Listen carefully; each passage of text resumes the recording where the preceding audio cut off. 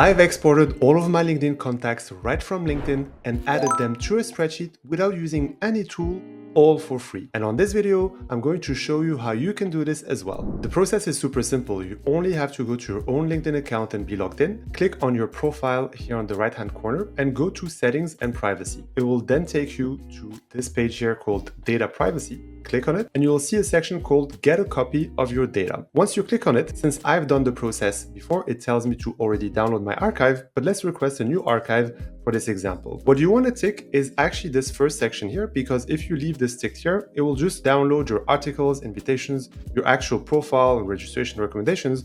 Whereas what you want is this part where it says including connections. Once you've done this, you can click on Request Archive and you'll see your download will be ready in 24 hours. I've already done the process, so I'm going to show you how it looks. After a few hours, you'll receive an email from LinkedIn saying that your data archive is ready. There'll be a link on it. You just have to click on it and select Download the archive, which will be a zip file.